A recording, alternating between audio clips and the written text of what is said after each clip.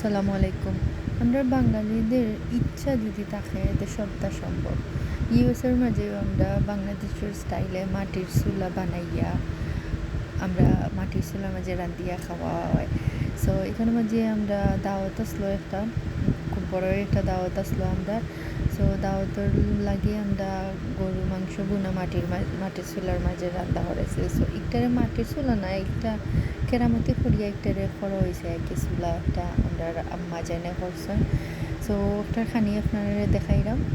এখানে 5 কেজি গরু মাংসের মাঝে আমরা বড় বড় 4-5টা পেঁয়াজ দেওয়া হয়েছে। বড় মানে একটু আপেলের সাইজের বড় বড় পেঁয়াজ একে ওলাখান বুঝাইলাম।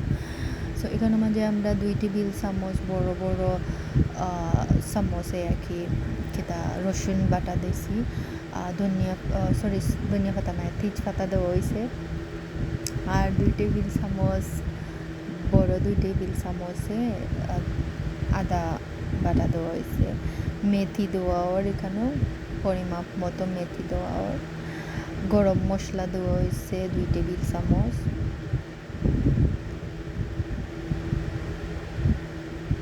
সকল জাতি গরম মশলা দেওয়া ওর,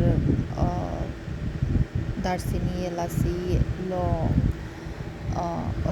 ফ্লাওয়ার, ধনিয়ার গুঁড়া, সকল জাতি মশলা আর কি অ্যাড করা হইব এখন।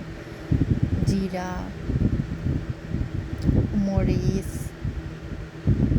মরিচ কেন আপনারা জাল অনুযায়ী দিবা। হলুদ দেওয়া হয়েছে।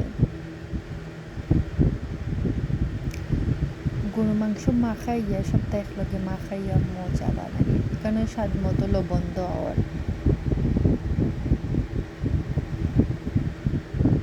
আর মাটির চুলার তো কালারটাও খুব সুন্দর হয়, আর খাইতে টেস্টটা আরও বাড়া যায়। সো আমরা এখানে মাঝে আরও একটু পেঁয়াজ লাগছে, সো আমরা আর একটু পেঁয়াজ অ্যাড করছি। সব মাংস একলগে মিশাই লিমু। এখানে তেল অ্যাড করা ওর।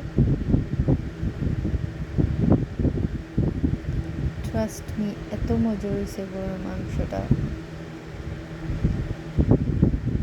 আপনারা চাইলে যদি ওলাখান খাইতে চান, ওলাখান একটা সুন্দর করিয়া চুলা বানাইয়া কিংবা আছে নাই নি বাইরেও আমরা দেশ সমাজে টুফি খেলাই ওরকম করা যায়। তো আমরা মাঝে মধ্যে আমরা ওরকম বড় ডেকো মাঝে রান্দা হয়, রান্দিয়া আমরা খাই সবে মিলিয়া, খুবই মজাও হয়। মাখানির মাঝেই একটা আলাদা সুন্দর।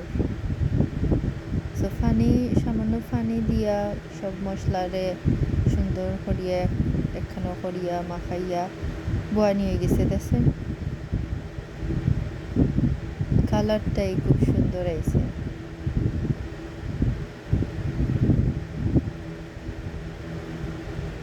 আমরা আপনারা রেওলাহান আমরা ছোটো ছোটো জিনিস তুলিয়া ধরা ট্রাই করি।